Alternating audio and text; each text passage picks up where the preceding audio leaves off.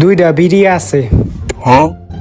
বাপের পেকেটে মনে বিড়ি আছে, অনেক বিড়ি খাইতে মন চাইতাছে। হ্যাঁ রে, সরন যায় কেমদি এদিক থেকে, আমার মাথায় একটা বুদ্ধি আইছে। বাবা, তুমি বাথরুমে যাবা কোন টাইমে? বাথরুমে যাবো মানে? তুই হঠাৎ করে বাথরুমের কথা জিগাইলি কে? আরে বাবা, আমি তোমারে জিগাইতে পারি না? তোমার অনেক বয়স হয়ে গেছে গা, ডাক্তারে কইছে তোমারে দেখা রাখতে, হেললিগ আমি তোমারে কইলাম যে বাথরুমে যাইবা না। ও আচ্ছা, হঠাৎ কইরা এত খেয়াল রাখতাছ বাপের। আচ্ছা ঠিক আছে, এখন তো আমার বাথরুম ধরে নাই।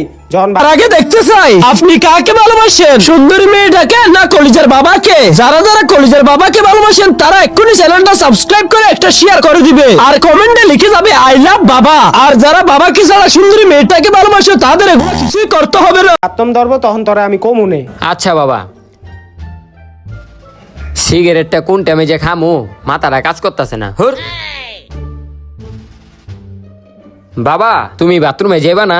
আরে জামু তো, এখন তো বাথরুমে ধরে নাই, তুই এত জিগাইতাছ কি লিগা? আরে বাবা, তোমার বয়স টয়স হয়ে গেছে না, তুমি যদি ভুলে যাও গা, এর লিগে তোমার জিগাইলাম। আচ্ছা, তুমি বাথরুমে গেলে আমার ডাক দিও। আচ্ছা, পোলাই কি পাগল টাগল হয়ে গেল গা নাকি? বুড়া এখন বাথরুমে যায় না কি লিগা? ধুর।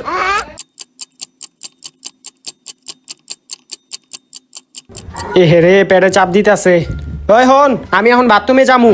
কি বাবা, বাথরুমে যাইবা? আচ্ছা যাও, তুমি যাও।